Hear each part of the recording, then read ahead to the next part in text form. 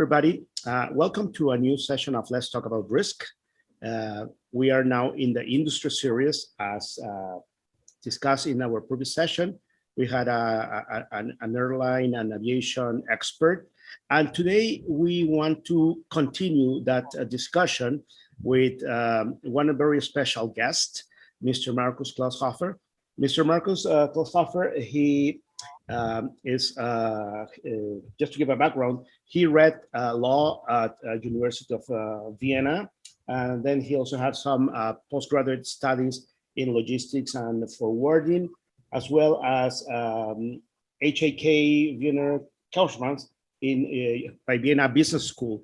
Mr. Klaushofer has extensive experience in the aviation industry, besides being director of aviation marketing and business development at Vienna International Airport.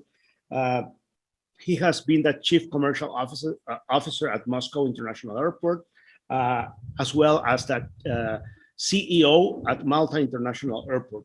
And since 2015, Mr. Klaushofer started his own practice at Alanova Aviation Partners, where he specializes in giving advice to the aviation industry in terms of financing. Markus, it's a pleasure to have you here. Thank you so much. Just as a side note, Markus was my CEO at an experience at Malta. It was really a great experience having a small but very efficient airport operation, and mostly thanks to your leadership. So Markus, please, your initial words. First of all, thanks for having me. It's a real pleasure and great talking to you again. And as you mentioned, we have been working together in Malta, and I think we achieved a lot of success stories. I mean, you developed our Skyparks, which is finally a huge financial success and a landmark on the whole island of Malta.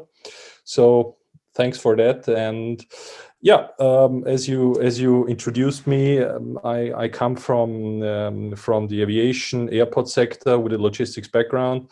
Have studied law on the University of Vienna, and as you mentioned, the Vienna Business School. So I think I have a quite good view on the whole aviation sector. At the moment, I'm working, for example, my biggest client is Lufthansa now, especially Air Dolomiti. So I also have now the view from kind of the other side, the side of the airline, which is a completely different world compared to airports. I mean, serious airports, we are used that we always make money. Maybe sometimes less money. The margins were extremely high. You remember at Malta, we had an EBITDA margin of 55% or even more, which other sectors can only dream of. So it was in the past, airports were in a very favorable and secure position. So the risks were, in my opinion, in the past more that you make a wrong decision when it comes to investments, infrastructure.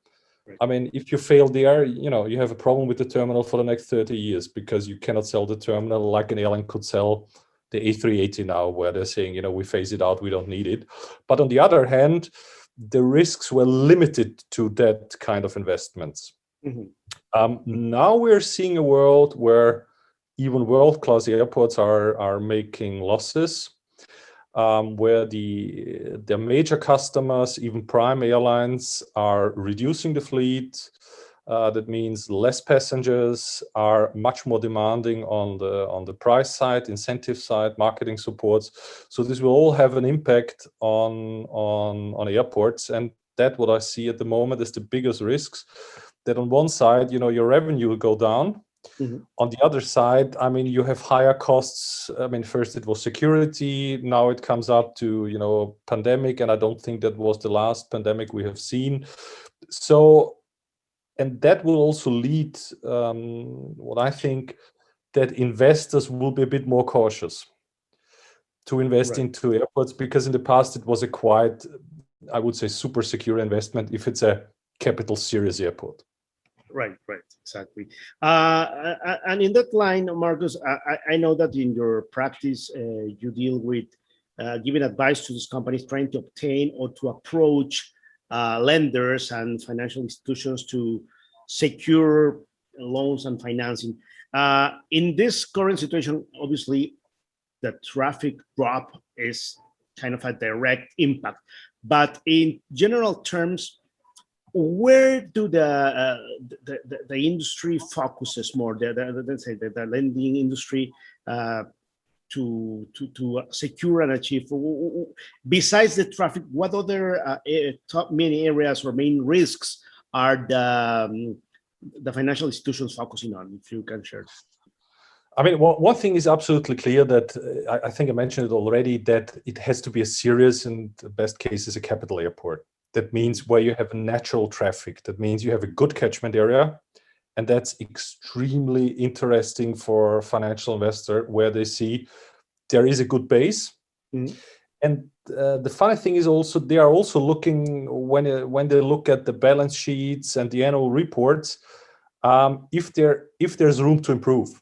I mean, the investment bank I have worked recently, they were excellent in saying, okay, we did a lot of benchmarkings. For example, is this airport where there is an interested investor, top class in non-aero aviation? How high are the aero revenues? Is there an airport city already in place? So there's one side, it should have a very healthy, decent base. But there should be also room to improve, where the financial investor is seeing that you can make a difference. You could increase, saying something now, the non-aero revenue by €2 per passenger, and this then finally has a significant impact on the bottom line, on the balance sheet. Right. On the risk side, what you also ask, what they are looking at is, for example, how healthy are the carriers operating to the airport? Is there a healthy traffic mix? So is there one carrier dominating that, if that carrier would lower its presence or even, go out like some low costers sometimes do? Or is there a good mix of home carrier, low cost carriers, point-to-point carriers, some regionals? So to diversify a bit the risk of the airlines. That's a really, really big issue. And in terms of the airline, I mean, obviously, what I understand is that lenders will look at the potential new route development that they can do, what other new markets they can approach in the limited industry that they have, because it's kind of already defined where an airline can move, the cargo stream and passenger stream. But I've seen also that the trend that it's more than a decade now, where a big carrier is now expanding to have also their low-cost carrier trying to achieve another sector of the market. How is the airline industry now moving or shifting with the evolution of the market? I mean, you're absolutely right. I mean, every major, for example, European airline started up their own low-cost carrier. Lufthansa, Eurowings, KLM, Air France, they started. So there's everyone. But to be honest, the real low-cost carriers are low-cost carriers. It's a Wizz Air, it's a Ryanair. Yes. So I'm not 100% convinced about the idea that network carriers running their own low-cost arm. I think in the future, what you will see is probably regional carriers with smaller aircraft size. What you see at the moment, because on routes that previously were flown by 321, you fly with an Embraer now or a Dash. So the regionals, I think, will play an important role at the network carrier, but a low-cost carrier is a low-cost carrier, and, yes. And it's a different product at the end. Yeah, it's a different approach, a different mindset. They are free, they open, they close routes, so they can do whatever they want. If you're a low-cost carrier, is part of a network carrier, you always have to discuss if you're allowed to fly this route. Can you fly into the hub of the mother company? So you're never as free as a normal low-cost carrier. So I in my opinion, low cost is low cost and network is network. So a mixture is never that healthy. Yes, perfect. Let's bring a little bit to the current situation now, more than 15 months that we're in this pandemic scenario.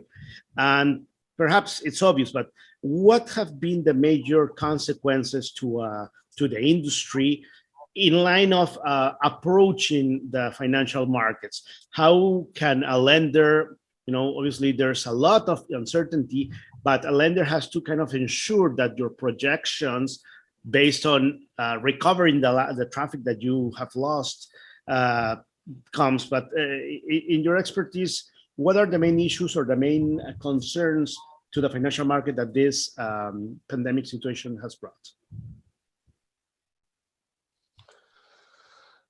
In general, I think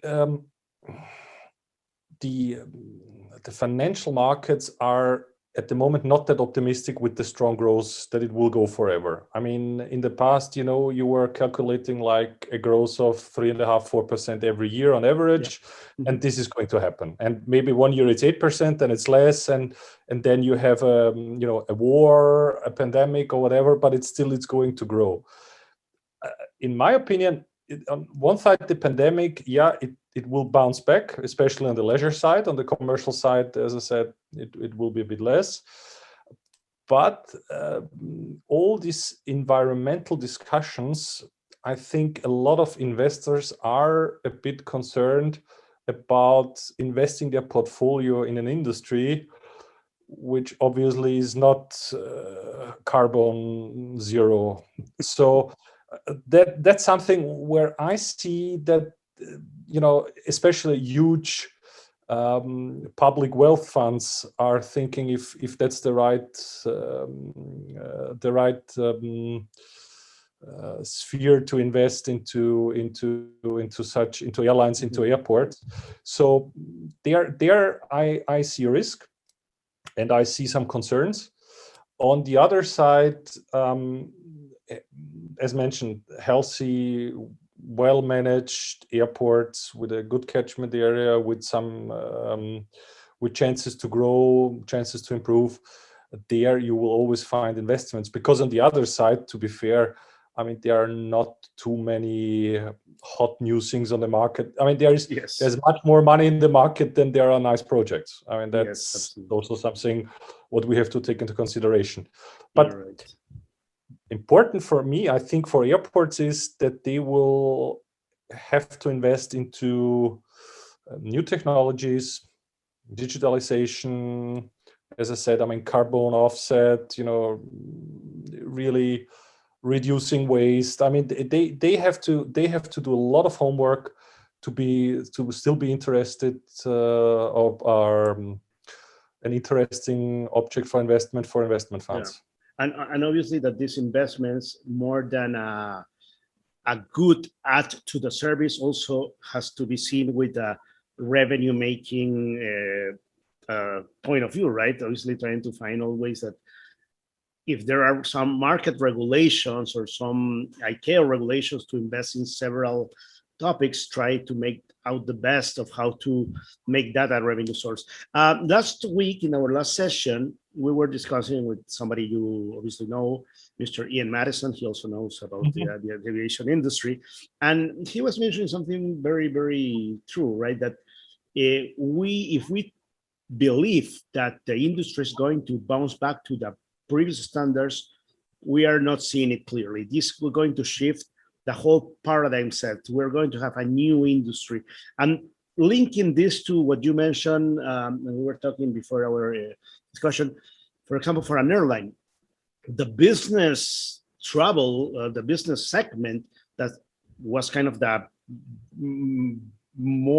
biggest revenue maker for an airline is perhaps going to change, right? Now that the peoples are going to be more active on doing meetings like this by Zoom, everything digitally, and that face-to-face paradigm of meetings is going to change. And I mean, just to put an example, but that will definitely impact an airline career that will lose a significant amount of their traffic and business. Do you see it that way, or do you see also some other major impacts that we can have in the airline, in the aviation industry?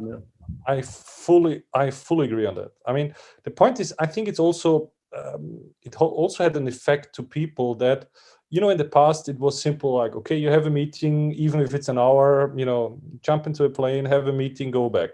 But sometimes, you have to wake up like 4 o'clock in the morning, go to the airport, fly to whatever, London, have a meeting of 2 hours.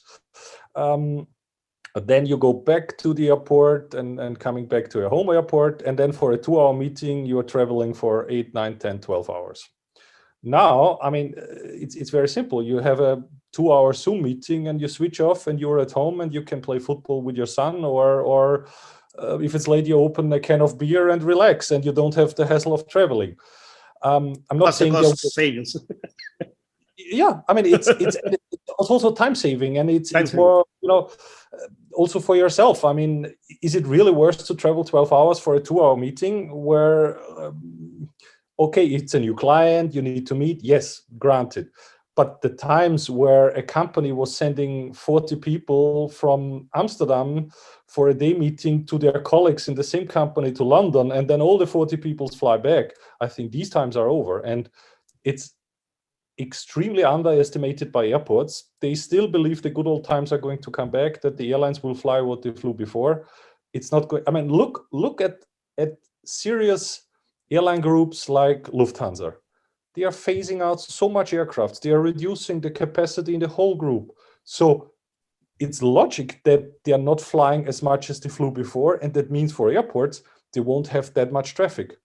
And that, as you mentioned, the high yield traffic is much less. So there will be a change in that. And also, what I strongly believe is you will have less business traffic, but the leisure traffic I think still will grow for the next years. Mm-hmm. That means as an airport, you will have to have a different offer because you have a different portfolio of clients, a different segmentation. And that, linking that to the impact or the action that an airport can do is, again, back to the basics, like not depend so much on the airline segment, but also on the non-aviation segment, right? How can you make that your strategic position as an airport can diversify and create several other streams, right? Like the commercial, the office market, like or retail, right? Like how to make the most out of the existing passengers, right? So that's a shift also that the airport industry has to make. I mean, I think, to be honest, if the airports will be smart, the retail and food and beverage will increase because business travelers, they don't spend that much money. I mean. You go to the lounge, you have your free food, your drinks on the plane, in your lounge, so they don't spend that much money. I think with the leisure traffic, the people they will be spending more if you have the right products. I don't think you're gonna win a lot with super high-end designer stuff. So you have to have a different segmentation of your products. What you mentioned regarding office space, there I'm also not so sure because all with this home office, honestly at the moment, I wouldn't, as an airport, I wouldn't invest into large office spaces on the airport. I wouldn't see that at the moment, and I don't think it's going to come back the next 5 to 10 years. No, absolutely right. No, absolutely. I mean, the industry has definitely been impacted significantly. I think I mentioned this. Maybe it's the industry where the impact has been more directly and seen more, and it's going to take a lot of time to recover, or at least set up realistic targets to understand that there's a new industry, a new post-pandemic industry. I mean, the last thing what I would like to mention is, as I mentioned before regarding environmental friendly things, I think a huge challenge in the future will be the land transport for airports. So I think it will be a standard that you have a perfect railway connection. Because especially in Europe, I mean, all the developed countries in Europe are trying the ultra short haul flights to stop them, even ban them or heavily tax them and get them on trains. So it's extremely important in the future that an airport will become a multimodal hub, especially with railways. So, you know, you come from a long haul flight, you land in wherever in Europe or wherever in the US, and then you take a train, it takes you in 2 and 3.5 hours, and you are in a different city. But the train station has to be in the terminal, underneath the terminal.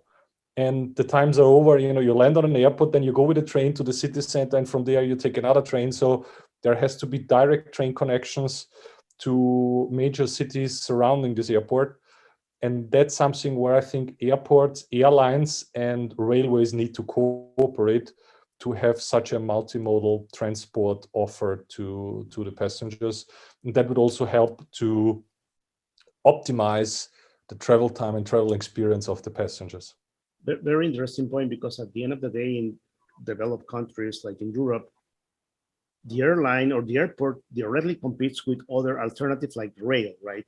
And what you have to do as an airport is to integrate such alternatives to your airport, in terms to making that travel experience hassle-free, right? Because if you have to analyze, okay, if I'm going to take 1 hour to drive to the airport, look for a parking, leave my car, time to go through security, trying to, you know, if you start adding those times and then you just go to a train station, catch a train, no security. So you have to make the experience, you know, less hassle-free, right? Like better experience for and the people will compare the total travel time. So if right. you go with a train, you know, normally you go from city center to city center. With an airport, you go from airport to airport and then to city center. So and if people start comparing the total travel time, you know, sometimes if there's a well-developed railway system, it's faster. As you said, it's more hassle-free. There's no security. It's all easy. So, and that airports need to understand that they have to be a part of that, because on the long haul, of course, you cannot have a train, or you know, even a bit longer than short haul, it will be difficult with a train. But in general, airports should integrate themselves into new reality also of ground transportation. Yeah, and taking advantage of one of your last comments, very interesting about this intermodal figure, right? Not all the airports have the luxury of having perhaps a river or the sea or a port nearby. But then what you have to do is to see how to integrate all the cargo alternative to make it more efficient for transportation, right? Not only have an air cargo, but see how you interconnect with different situations like the train, right? It is a concept that airports should be evaluating, integrating road, good highways. Now, I understand that there's also a big role of the governments to help on those, but I think that's the future, right? To move more from the passenger also to the cargo side. I mean, that's an extremely interesting area, and you're absolutely right with that. I mean, when you, for example, look at the Silk Road, from which is China developing now. I mean, a lot of traffic is now going with the trains from China to Europe. First, it was just, you know, a bit of testing and looking and seeing, and now you see more and more and more trains, because it's exactly in the middle. I mean, it takes less than half the time of shipping, and obviously much longer than air cargo. So you have a very nice plannable product.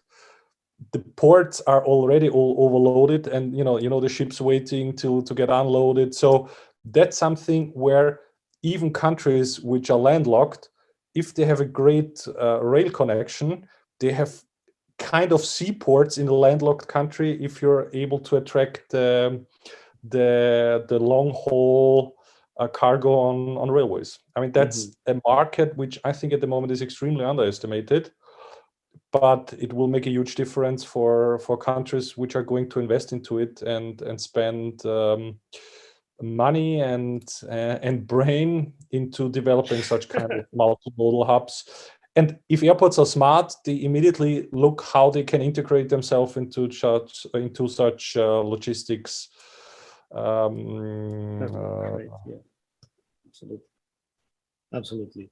Markus, very, very insightful conversation. I really enjoyed sharing our thoughts. Thank you very much. And we hopefully in a second round of the aviation industry, we can have your expertise again with us. Thank you so much. Thanks again. Thanks for having me and looking forward to meeting again. Take care. Thank you.